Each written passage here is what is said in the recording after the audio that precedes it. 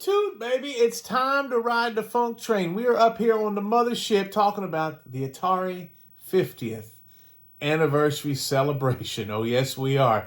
Last week, I uploaded a video, gave my thoughts, pretty much gave it a glowing review. It's got 103 games on it that spans over 50 years. And there's going to be one or two that slips through the cracks that you didn't pick up on, or I didn't pick up on, and I found one. Today, I want to give my thoughts about the hidden gem, a commercial flop called iRobot. Hola, childs. It's time for Funkmaster V's Getting Hip with the Atari 7800, where Funkmaster V, musician, ghost hunter, hat flipper, pro wrestler, and comedian takes you on a tour of all things cool about the Atari 7800. Are you ready to get your groove on? Because it's about to get funky up in here.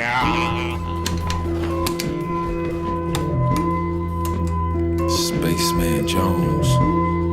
iRobot was an arcade machine that came out in 1983. And it's funky looking, right? This thing looks kind of weird. Well, I learned a lot about iRobot. And I'm going to share some of that with you. A couple of trivia caveats here. This is the first game ever on any platform to render 3D polygon graphics. So yes, you've probably seen this type of thing with like Star Fox on the Super Nintendo, but this was the first game to render this in real time. It was quite a feat back in the day. Another interesting caveat to this game is this. This is the first video game in history that gives the player the opportunity to adjust the camera angle.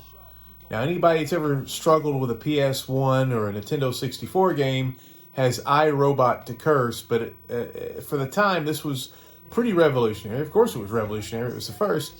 And in iRobot, it affects the gameplay score. The lower the camera angle, the more points you score. The higher up in the air where it gives you a better view, you get less points. But I actually kind of think it's better kind of in the middle. If you go up too high, it's... Well, you can ask Snoop Dogg or Willie Nelson. It's dangerous to get too high. The other interesting tidbit to this game is that this was Atari's last arcade release. Isn't that something? In 1983. Now, listen to me here. There's an asterisk to that. That was when Jack Trammell, the Trammell family, bought and kind of destroyed the name of Atari. The Trammells took the home market, which they tried their best to destroy, and they took the computer line, which they tried their best to save and eventually failed. But Warner Brothers took the arcade line and started releasing games under, quote, Atari games, quote. If you've ever played Clax, Tetris, Paperboy, Pit Fighter, San Francisco Rush, Stun Runner, Hard Driving, Vindicators, Rampart, Zybots, Road Blasters, those were Atari games instead of Atari. Still kind of the same thing, but kind of not. If you've played this compilation, you know that there's no Atari games on this compilation. So this was the last arcade release from the old school Atari. Interesting.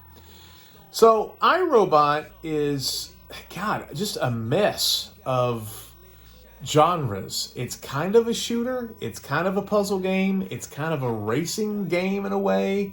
It's kind of a platformer. There's jumping to it. It's three-dimensional, and normally games like this are an unmitigated disaster. But something works. It's got this 1984 Big Brother theme to it. You're a robot trying to, I guess you're becoming self-aware, and you're trying to rebel against Big Brother. There's 120 levels to this game if you want to beat it. Good God. Well, just like Tempest and Crystal Castles and Atari games like that, I have found out that the boards at some point start to repeat. They just change the colors, and they include harder enemies in shorter times and more dastardly requests. To clear a level, you've got to touch all the red, at least in the beginning levels, And when you touch all the red, this shoots some sort of laser beam out of the robot, your robot, into the shield. And when you touch all the red, the shields are depleted, and you can jump to the platform where the Big Brother eyeball pops up from time to time, and you can shoot that mother effer right in the retina with a laser beam from hell. There's, of course, all sorts of obstacles in the way. There's birds flying around, which at first I thought was just for decorative purposes, but they can get in your way, especially in later rounds. And you can shoot those things. I didn't know that for a while either. You jump to and fro, back and forth on these platforms, and it kind of creates your own bridges the way that you decide to jump, which is kind of interesting too. Once you clear a level, you can get really good bonus points if you are the fastest time, and then it sends you into a three-dimensional shooting game where you try to blow up all these things called Tetris. And if you do that, you get more great bonus points. You can die on these stages, so be careful. And then you land, and you try the next puzzle. The thing that impresses me about this game is just all the cool levels this thing has. It's not a game that is very approachable. It looks weird. It looks confusing, but it's really simple once you kind of get what's going on. And then once you do that, the complexity of these puzzles are really impressive. And it takes a while to figure out how to get through these things as fast as you can. There's a time limit. You can't jump when the eyeball is looking at you. That's one of the earliest things you got to figure out is when the eyeball is turning red, he will blast your butthole into oblivion, to robot hell, to the scrapyard down the hall. So anyway, check out iRobot. It may turn you off because it kind of looks weird, but it controls great. And this game, there was only 500 to 1,000 of these things. They say around 750 that were ever made. It's rare. This version on the Switch controller, I have the Pro controller, plays really well. Like I told you before, Crystal Castles on a Switch controller doesn't play great. Tempest doesn't play great. You got to tweak the settings and you can kind of make it okay. This game has a lot of weird history to it, and a lot of weird rumors. They even said that they put a bunch of the unsold games on a boat and dumped them in the river on its way to Japan. I don't think that really happened. If you ever see what this cabinet looks like, man, it is really cool and retro and funky fresh. Anyway, check out iRobot. It's great. I'm going to have more videos coming up about this and Atari 7800 games.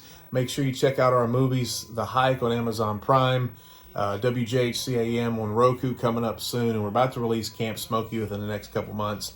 Also, if you like Atari or Atari 7800 type jive, please check our website out, Atari7800forever.com. We reviewed every Atari 7800 game, including homebrews, hacks, weird oddities, things found in the wild. Love you.